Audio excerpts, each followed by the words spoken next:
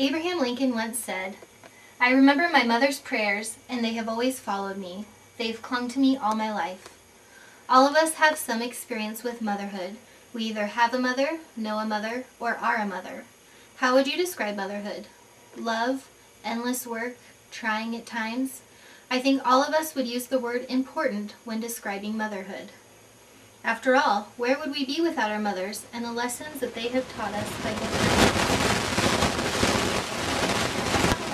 in my life, the lessons that they have taught me are invaluable.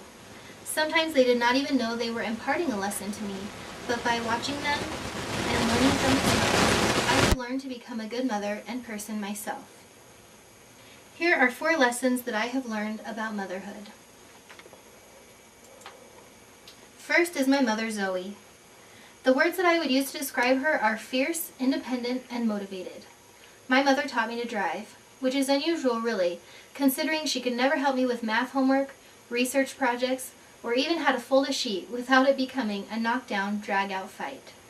The first time she let me drive was in my dad's car, a beat-up, base model, manual transmission Honda Civic.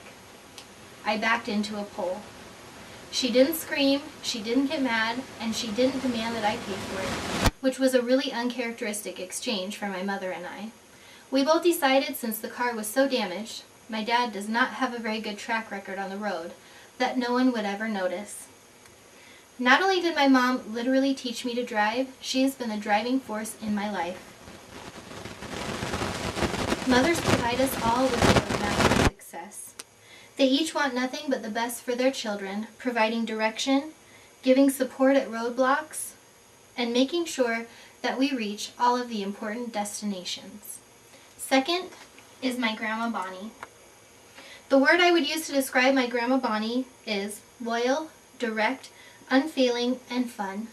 Grandma taught me how to cook. From a young age, I remember she always had the latest and greatest in kitchen gadgetry. It was always an adventure in the kitchen with my grandma. She would decide one day to learn everything about Italian cuisine and how to make pasta and take me along for the ride. I remember a kitchen floor covered with flour, clothing racks, and every available surface draped with drying sheets of pasta. Everything I did in the kitchen received high praise, and we never had any failures, or so I thought at the time. Looking back, my grandpa probably ate a lot of lumpy, overcooked pasta in unrecognizable sauces, but he never said a word about it. My grandma not only taught me to cook, but she taught me that everything can be an adventure. Your experiences in this life can be fun-filled and highly successful, or miserable failures, all depending on how you look at things. Third is my mother-in-law, Anne. The words I would use to describe Anne are dedicated, inviting, and knowledgeable.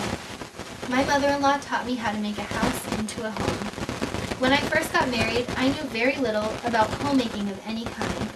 Canning, crafting, baking, all the things that I felt I needed to know to be a good wife and mother seemed far beyond my realm of knowledge. I felt so inadequate compared to the other mothers and wives that I knew, and I think my mother-in-law sensed my despair.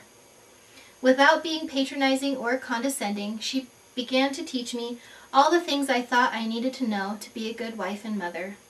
Over the years, I think she's been highly successful. Anne taught me. Eventually, she helped me realize that it's not just about learning to make divinity for Christmas, homemade preserves, or how to sew a quilt. It's about the quest for knowledge that's important. Through her, I learned the importance of education and knowledge, and she has inspired me to go back to school and get my degree. Last is about me. Things I have learned through my personal experiences with motherhood. I cried when I found out I was pregnant, and I cried for the next 9 months, not because I was overjoyed with the idea of having a child, but because I was stricken with terror over the responsibility of becoming a mother. Overwhelming is the best word to describe it. I've always been the type of person whom fear paralyzes. I was in a constant state of worry that I would not be equipped to deal with motherhood. What I have learned over the course of the short time that I have been a mother is not to sweat the small stuff, take pleasure in the small things, One can never have enough patience, and you can catch more flies with honey than with vinegar, and bribery works too. But mostly what I learned is that you can do anything you put your mind to.